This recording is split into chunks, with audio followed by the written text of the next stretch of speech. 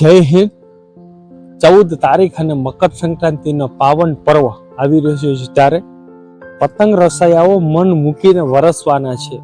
ત્યારે મિત્રો, ઉડતા પક્ષીઓનું પણ આપણે ધ્યાન રાખશું કે આપણો ધારદાર દોરો એમને વાગી ન જાય।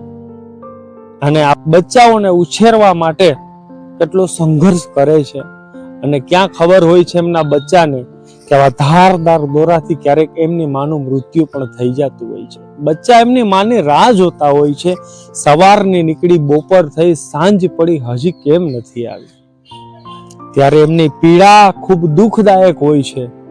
આપણે અનુભવ કરી શકીએ છીએ કે આપણા ઘરમાંથી કદાચ એકાદ વ્યક્તિ આવી રીતના મોત પામે તો એમનું દુઃખ, એમનો માતમ કેટલો હોય છે।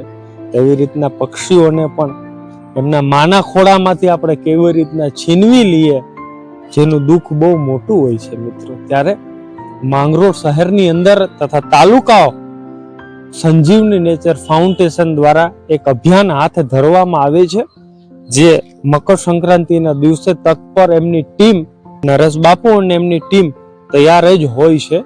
ત્યારે આપણે એમને વિના સંકોચે ફોન કરી અને ક્યાંય પણ ઘાયલ પક્ષી આવા જોવા મળે, તાર ઉપર હોય, કોઈ દોરામાં હોય કે બાલ્કનીમાં હોય કે અગાસીમાં પડેલા હોય, તો તાત્કાલિક ધોરણે ફોન કરવો, જે પક્ષીનો જીવ પણ બચશે અને પુણ્યનું કામ પણ થશે। અને કહેવાય જ છે કે મકર સંક્રાંતિનો તહેવાર એટલે એક દાનનો દિવસ કહેવાય છે, જે દાન એ મહાદાન કહેવાય છે।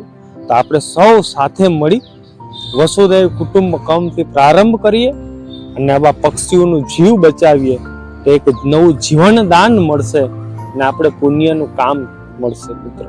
તો આવો સૌ સાથે મળી અને એક કામ પાર